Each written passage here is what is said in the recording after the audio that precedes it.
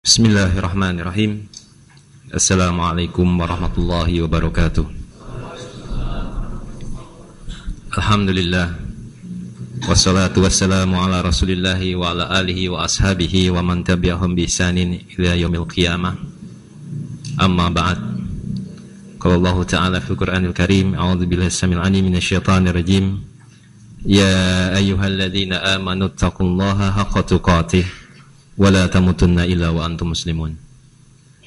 Ma'asyiral muslimin, jamaah yang dimuliakan Allah Subhanahu wa taala.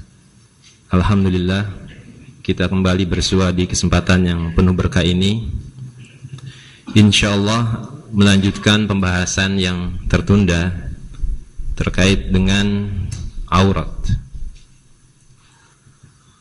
Allah Subhanahu wa taala memberikan aturan bagi kita tidaklah melainkan berasal dari rahmat dan kasih sayangnya kepada hamba-hambanya ataupun makhluk-makhluknya.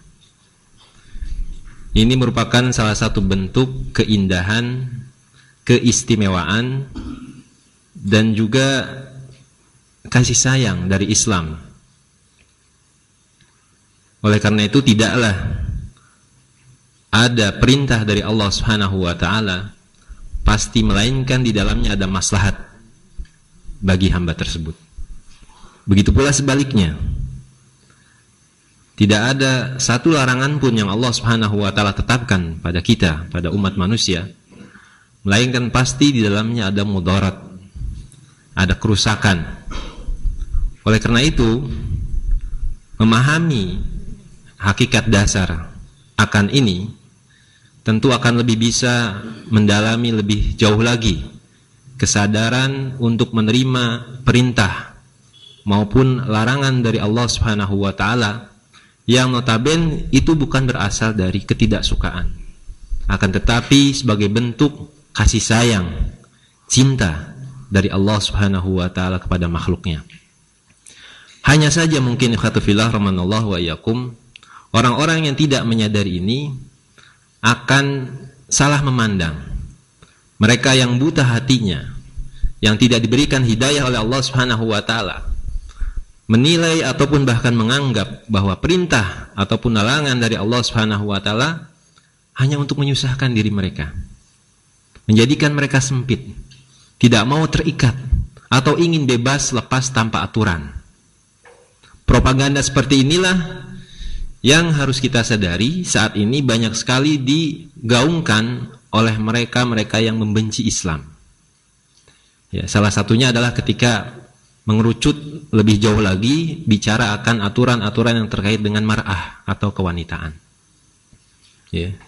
Kita tahu bahwa perintah ataupun larangan memang sifatnya umum bagi semua hamba Allah Subhanahu wa taala. Tapi ada yang lebih spesifik dari itu, yang lebih khusus ditujukan dikarenakan karakteristiknya, keistimewaannya, keunikannya. Siapa itu? Wanita. Dia punya karakternya berbeda yang memang dengan hikmah Allah Subhanahu wa taala ciptakan demikian. Sehingga mengharuskan ada aturan-aturan tertentu yang menjaga fitrah dasarnya, dikarenakan untuk menjaga kemuliaannya dan juga tabiat insaniahnya yang Allah Subhanahu wa taala tetapkan pada diri wanita. Ya. Nah, ini lebih khusus lagi. Oleh karena itu, ini sering menjadi sasaran tembak oleh orang-orang sekuler, oleh orang-orang yang benci Islam ketika berbicara aturan Islam terkait dengan wanita. Ya, mungkin kita belum lama ini mendengar kisah seorang wanita Afghanistan, siapa, Halala atau siapa gitu ya, yang mendapatkan Nobel atau penghargaan dikarenakan teriakannya terkait dengan kebebasan pendidikan terhadap wanita di Afghanistan. Seolah-olah memberikan gambaran bahwa Islam tidak pernah memberikan fasilitas pendidikan pada kaum wanita. Jadi aneh sekali. Ya. Dan banyak sekali, bukan hanya di luar negeri, mungkin bahkan di dalam negeri sendiri ada tokoh-tokoh feminisme, kesetaraan gender yang berusaha menohok aturan-aturan yang terkait dengan kewanitaan atau mar'ah muslimah. Ini harus dipahami betul oleh kita, disadari sekali lagi bahwa setiap kali perintah ataupun larangan yang diberikan oleh Allah Subhanahu wa taala kepada kita bukan atas dasar untuk menyusahkan, tapi atas dasar untuk menjaga kemuliaan hamba tersebut. Baik dia berperan sebagai pria atau laki-laki, atau di saat itu dia sebagai seorang wanita. Nah, untuk itu wanita memiliki karakter yang tersendiri. Dia punya aturan-aturan. Kenapa? Karena dia adalah aurat yang harus dijaga, yang harus dipelihara, yang harus diberikan keamanan dari berbagai macam gangguan. Sebab dampaknya kalau seandainya dilepas begitu saja, kerusakannya bukan hanya dirasakan oleh sang wanita itu sendiri, tapi oleh masyarakat luas pun akan terasa. Ini yang dipahami betul oleh musuh-musuh Islam. Sampai salah seorang mantan Perdana Menteri Inggris, ya, saya lupa apakah Gold Star atau Glad Star, saya lupa itu namanya. Dia mengatakan salah satu upaya untuk menghancurkan benteng kaum muslimin adalah merobek kehormatan kaum muslimah. Dengan cara apa? Menggiring mereka untuk bebas keluar rumah, menghancurkan mereka dengan cara membuka pakaian-pakaian muslimahnya, seperti itu. Ya. Ini harus disadari oleh kita. Ya. Kita bicara wanita, tapi yang mendengarkan pria. Tidak mengapa. Karena kita punya saudari perempuan. Karena kita punya ibu yang dia pun perempuan. Dan masing-masing kita pun memiliki istri. Dan tanggung jawab yang paling utama itu semua adalah di pundak kita sebagai seorang suami. Yang Allah Subhanahu wa taala katakan al-qawamah atau al-qiwamah, dia adalah pemimpinnya. Kalau saja pemimpinnya tidak faham akan hal ini, maka nanti suatu saat bisa dirasakan kerusakan yang terjadi. Bukan hanya di tingkat keluarga yang menjadi tanggungan dia, tapi mungkin di masyarakat yang ada di sekitar dia.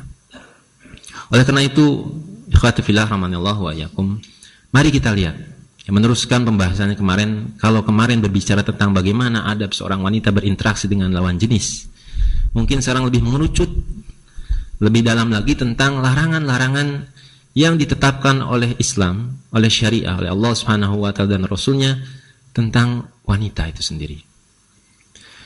Di dalam Al-Quran, Allah Subhanahu wa taala berfirman, ya, tepatnya Quran surat Al-Ahzab ayat 32 dan 33. Di situ ada ayat ini, dua ayat ini menjelaskan pada kita sekaligus hal-hal apa saja yang tidak diperkenankan oleh seorang wanita. Walaupun khitabnya ditujukan pada istri-istri Nabi Shallallahu alaihi wasallam, tapi maknanya untuk seluruh kaum mukminah atau muslimah. Mari kita lihat, na'udzubillahi samil alim minasyaitonir rajim. Ya nisa'an nabi lastunna ka ahadim minan nisa. Ini taiqatunna fala takhda'na bil qawli fayatma'a alladhi fi qalbihi marad wa qulna qawlan ma'rufa. Satu. Nah, nanti kita garis bawahi ya. Lalu selanjutnya, waqarna fi buyutikunna wala tabarrajna tabarrujal jahiliyatil ula wa aqimna sholata wa atayna zakata wa ati'na Allah wa rasulah innama yuridullahu liyuzhiba ankum rijsa ahlal baiti wa yutahhirukum tathhir. Mari kita bahas satu-satu. Ya, ikhwat fillah rahimanallahu wa iyyakum. Di sini dikatakan ya nisa'an nabi lastunna ka ahadin minan nisa. Wahai istri-istri Nabi, kamu sekalian tidaklah seperti wanita yang lainnya. Jadi berbeda dengan wanita yang lainnya, istri-istri Nabi Shallallahu Alaihi Wasallam. Ini pun diikat oleh Allah Subhanahu Wa Taala. Perbedaan ini terjadi kalau seandainya mereka bertakwa kepada Allah Azza wa Jalla. Ya, ini taiqatunna. Kalau mereka bertakwa kepada Allah Subhanahu Wa Taala. Kita bisa memahami di sini bahwa karakter yang bisa menjadikan seseorang meningkat derajatnya di sisi Allah Subhanahu wa taala adalah ketakwaan. Ya. Kadang orang-orang barat memandang sebelah mata kalau Islam itu mendiskriminasikan wanita, padahal tidak demikian.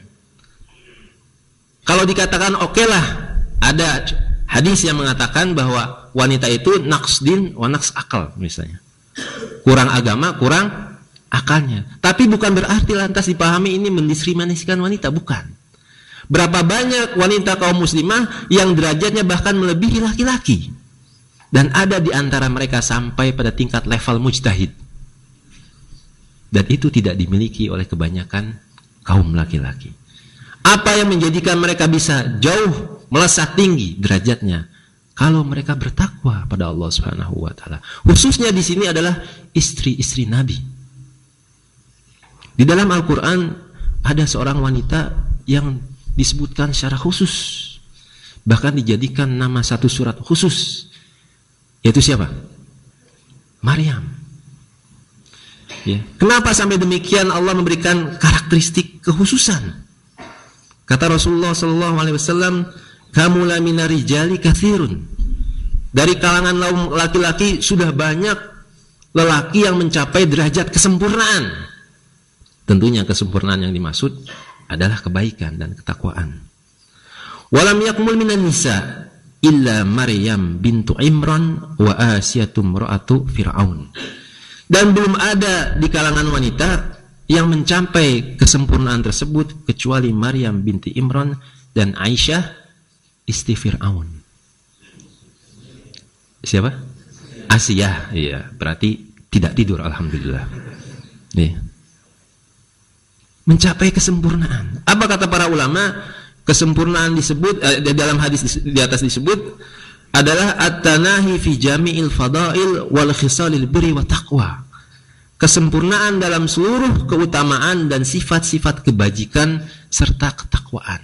Oleh karena itu, para istri Nabi pun diperintahkan demikian. Ya. Kalian bertakwa, maka tidak akan pernah wanita yang lainnya akan sama seperti kalian. Oleh karena itu, sempurnakanlah ketakwaan dengan berbagai macam seluruh sarana dan juga tujuan-tujuannya. Itu harus diraih tuh.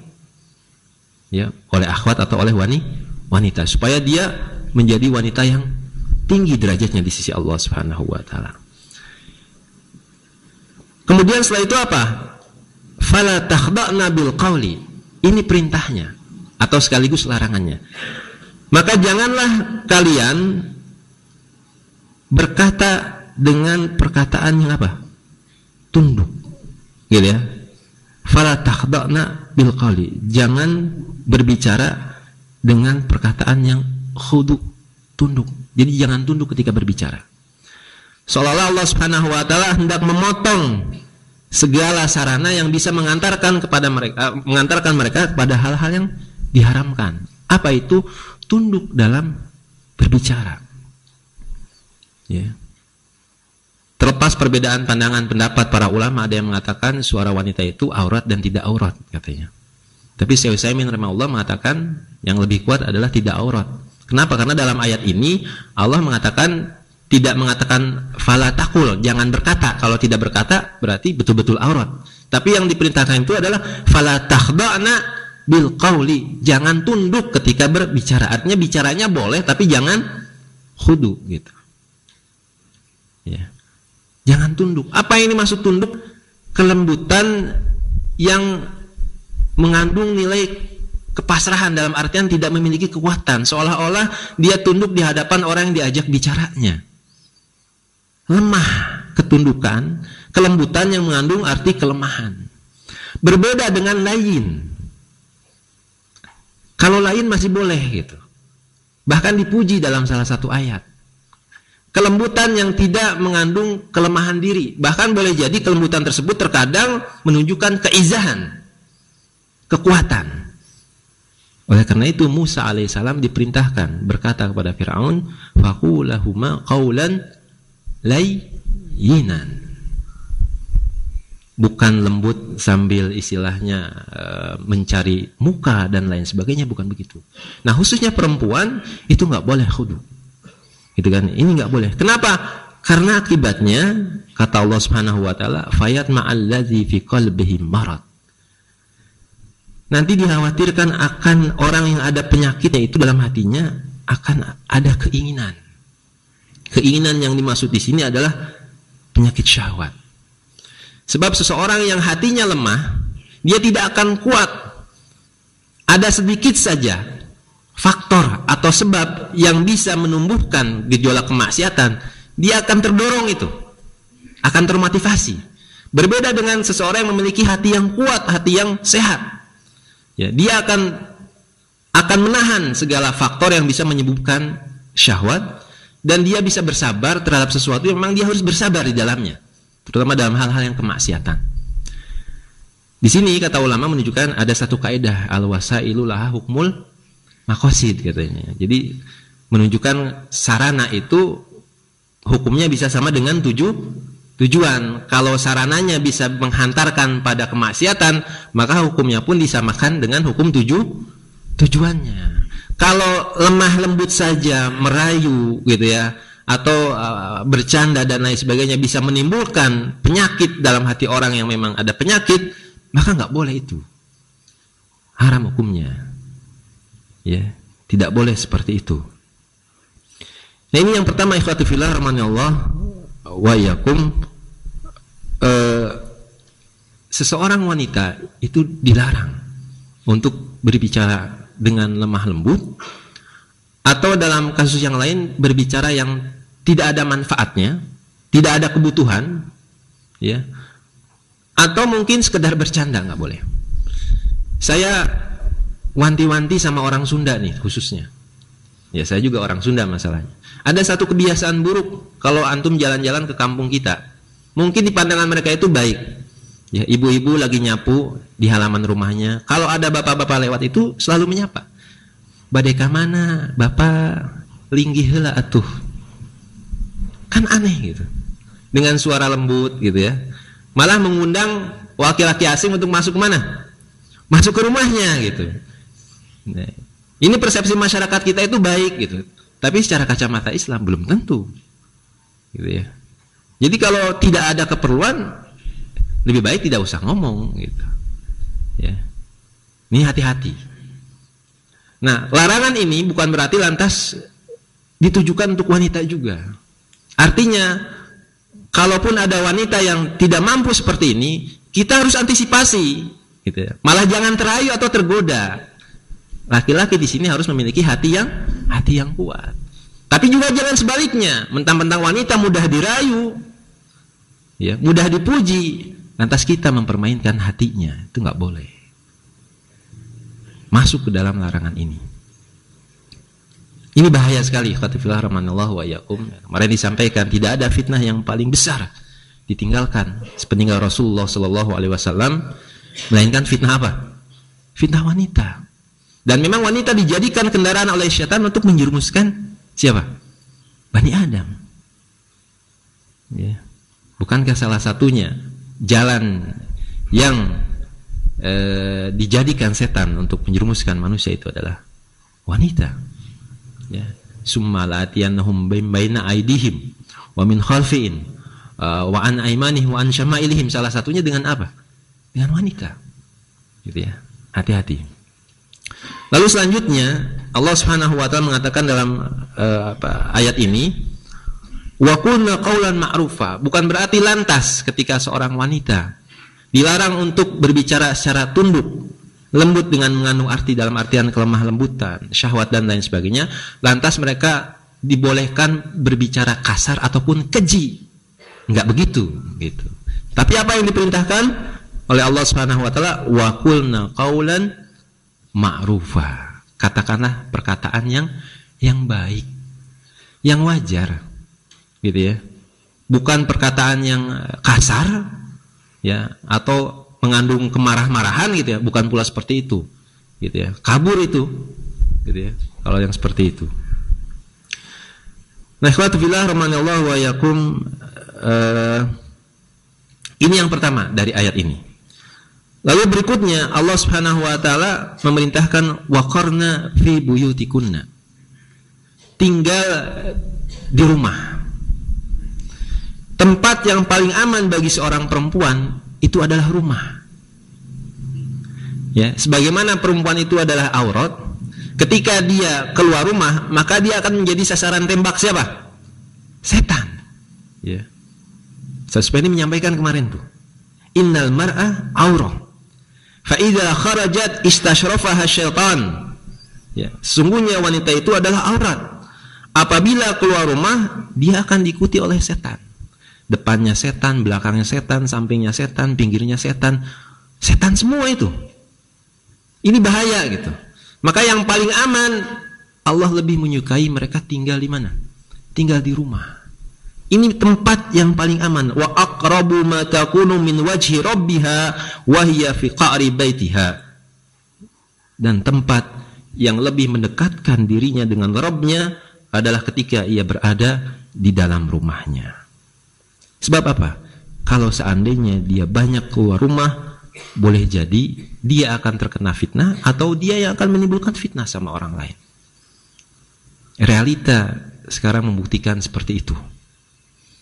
Dan sadar tidak sadar mungkin sudah termakan propaganda musuh-musuh Islam yang mengisukan, yang menjargonkan bahwa kebebasan wanita salah satunya mendorong semua wanita untuk keluar rumah dengan istilah wanita karilah dan lain sebagainya. Gitu ya. Hampir sulit sekali kita menemukan sekarang tempat yang tidak ada wanitanya. Bahkan wanita itu menjadi barang dagangan yang paling laku, dieksploitasi, komoditas yang paling utama. Di mana-mana itu yang tidak ada kaitannya dengan wanita pun pakai wanita. Ya, iklan permen harus wanita, iklan Indomie harus wanita. Aneh disambung-sambungin gitu. Sengaja itu. Sampai sekarang jualan kambing pun pakai wanita. Iya, pakai wanita. Coba antum lihat Idul Adha, ya, pakai SPG istilahnya, sales promotion girl, namanya begitu. Nah, Allah Subhanahu Wa Taala lebih menyukai mereka tinggal di rumah. Tapi lantas bukan berarti mereka tidak diperkenankan keluar. Tentunya boleh, tapi dengan syarat dan ketentuan berlaku sangat ketat sekali. Kalau memang ada hajah, kebutuhan yang menuntut mereka untuk keluar. Oleh karena itu, kalaupun mereka harus keluar, gitu ya, mereka harus tetap memegang adab-adab Islam yang diperintahkan pada diri mereka. Salah satunya apa? Di dalam ayat ini disinggung oleh Allah Subhanahu wa taala, wala tabarrajna tabarrujal jahiliyati ula. Tabarruj, bersolek, berhias. Masyarakat kita dikenal katanya masyarakat hedonis. Ya, jargon yang paling diamini oleh mereka adalah 3F katanya. Fun, fashion, and food. Semuanya disukai oleh siapa? Perempuan. Yang paling banyak ingin main, ya, karya wisata, jalan-jalan, siapa itu? Perempuan. Ada wisata kuliner lah, ada wisata anu lah, perempuan. Belum lagi apa? Fashion dan food. Berapa banyak produk domestik, semuanya diperuntukkan untuk siapa? Perempuan. Semuanya perempuan. Ya. Dan itu disinggung oleh Allah Subhanahu wa taala bahwa bentuk tabarruj seperti itu dulu juga ada. Apa itu tabarrujnya? Jahiliyah. Wanita-wanita yang tidak mengenal akhlak, juga wanita-wanita yang tidak mengenal agama. Mereka keluar mutajammilat, mutatoyibat, berhias diri, kemudian mempercantik diri. Bentuk berhiasnya pun percis sama sekarang kejadian. Contoh yang sekarang menjadi tren adalah mentato tubuh, atau istilahnya body painting. Dan itu dilarang, diharamkan. Rasulullah SAW melaknat wanita yang ditato dan juga minta ditato. Terlepas mungkin ada nilai filosofi oleh orang-orang yang suka tato gitu ya. Tetap ini secara Islam nggak boleh haram, sebab ilatnya adalah merusak ciptaan apa? Allah Subhanahu wa taala. Aneh sekarang memang terjadi dekadensi, perubahan moral. Dulu mungkin sebagian masyarakat ada yang memang budayanya tato misalnya gitu. Alasannya mungkin ketika mencapai usia balik, menunjukkan kejantanannya, dia harus ditato. Dulu makan di zaman-zaman Orde Baru, tato itu gambaran orang yang lebih pada putus asa, strata sosial yang rendah.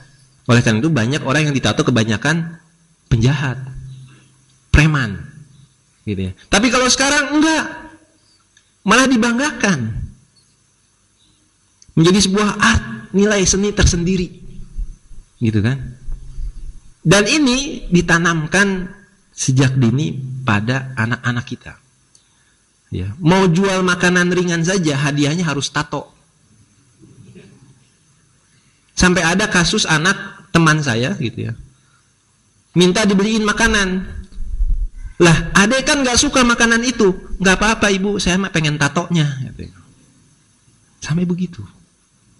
Nauzubillah. Ini bentuk berhias jahiliyah yang sekarang jadi tren, padahal dilarang oleh syariah.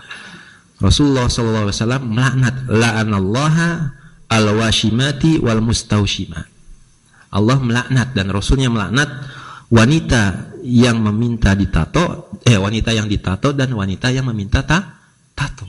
Memintanya saja dilaknat oleh Allah Subhanahu wa taala, apalagi ditatonya gitu ya. Nauzubillah. Lalu berhias apa yang juga menjadi tren, termasuk trennya jahiliyah zaman dulu sekarang? Mengerik alis. Alis, dikerik. Allah Subhanahu wa taala menciptakan manusia itu dengan sebaik-baiknya penciptaan, dengan rupa Adam alaihissalam. Indah sekali gitu kan. Ini malah dihilangkan. Gitu ya. Antum ngelihatnya aja serem, gitu ya. Kita aja ngelihatnya serem, orang gitu ya, tahu-tahu nggak ada alisnya, bayangkan. Itu gimana itu? Nggak pantas gitu. Dan dia lebih suka diganti dengan alis bohongan, pakai apa? Eyeshadow. Sini. Coret gitu. Hati-hati nih. Kebiasaan ini marak gitu ya, terutama kalau misalnya lagi musim kawinan atau nikahan. Maka bagi para bujang yang mau nikah, wanti-wanti dalam masalah ini, jangan sampai antum tergiring kebiasaan buruk seperti ini. Kenapa? Hal ini pun menjadi sesuatu yang dilaknat oleh Allah Subhanahu wa taala. Ya. Tadi lanjutan hadis tadi adalah la'anallaha al-washimat wal mustawshimat wal mutanammisat. Mutanammisat itu adalah yang mengerik ini nih. Gitu ya. Lalu yang berikutnya termasuk berhias yang dilarang oleh syariah adalah mengikir gigi. Ini pun jadi tren sekarang. Gitu ya. Saya tidak tahu hukumnya menggunakan kawat gigi. Tapi kalau memang di dalamnya ada maslahat kesehatan, gitu ya, itu sebetulnya ulama masih membolehkan. Tapi kalau cuma sekedar gaya untuk tabarus, ini hati-hati. Ada yang warnanya ungu, ada yang warnanya merah, ada yang warnanya hijau, gitu. Pakai kawat gigi. Padahal giginya nggak ada masalah, normal seperti biasa gitu. Tapi kalau ada sesuatu yang memang sakit, ya bawaannya gitu ya, itu tidak mengapa. Mohon maaf misalnya jongos gitu ya, giginya ke depan gitu ya, itu harus diratakan lagi. Itu ulama memandang masih tidak apa-apa. Ini masalah itu. Gitu ya. Ini hati-hati. Dan itu paling digandrungi oleh siapa? Oleh anak muda. Ya, kelompok-kelompok maho dan alay. Hati-hati itu. Ya. Lalu yang berikutnya menyambung rambut. Ya, di dalam satu riwayat juga Rasulullah SAW melaknat wanita yang menyambung rambut dan meminta disambung rambut. Ya. Sekarang mungkin bukan rambut yang disambung, tapi jilbab yang dimodif. Nah, ada yang seperti itu, gitu ya, supaya tetap kelihatan sanggulnya atau bahkan jadi kepang, permisalan kepang, ada itu seperti itu. Hati-hati, nggak boleh. Ya, termasuk bentuk konde dan lain sebagainya, mungkin juga termasuk dalam larangan menyambung rambut. Ini sering sekali, gitu ya. Dan kalau kita lihat realita di masyarakat kita, pasti ada itu. Kebudayaan kita itu mengajak dan mendorong ke arah tabarut seperti ini, tabarutnya jahiliyah. Gitu, ketika menggunakan kebaya dan lain sebagainya, ya. Ini bahaya sekali. Lalu yang terakhir adalah menggunakan parfum. Ya, ini pun larangan bagi wanita untuk tidak menggunakan parfum. Rasulullah SAW bersabda, ayyuma imra'atin ista'tarat famarat ala qaumi liyajidu min rihiha fahuwa zaniyatun. Seorang perempuan yang mengenakan wangian lalu melalui sekumpulan laki-laki agar mereka mencium bau harumnya, ya, maka perempuan tersebut dianggap seorang pelacur. Dianggap seorang pelacur. Tetapi ikhwati fillah rahimanallahu wa iyyakum, larangan ini lantas bukan menjadikan wanita tidak menjaga kebersihan dirinya, bukan begitu. Kalau untuk suaminya silahkan harus tampil cantik, ya. Menjadikan anti paling cantik di hatiku, harus begitu. Sebagaimana suami juga harus paling ganteng di hati istrinya. Kadang kita egois gitu. Istri kita pengen cantik, pengen harum, tapi suaminya barau hasut, gitu kan. Nah, ini nggak boleh juga. Ya. Realitanya banyak ikhwati fillah rahimanallahu wa iyyakum, mereka yang bertabarruj, berhias bagaimana perhiasannya jahiliyah. Salah satunya sekarang dalam mode pakaian pun mereka sudah tidak lagi menampilkan menutup aurat mereka, malah menampilkan aurat-aurat yang seharusnya mereka tutup. Dan perilaku tabarruj seperti ini mendapat ancaman dari Rasulullah SAW, termasuk sifat dari penduduk ahli neraka. Ini yang bisa saya sampaikan pada pertemuan kali ini. Wallahu a'lam. Subhanakallahumma bihamdika asyhadu an la ilaha illa anta astaghfiruka wa atubu ilaik. Assalamualaikum warahmatullahi wabarakatuh.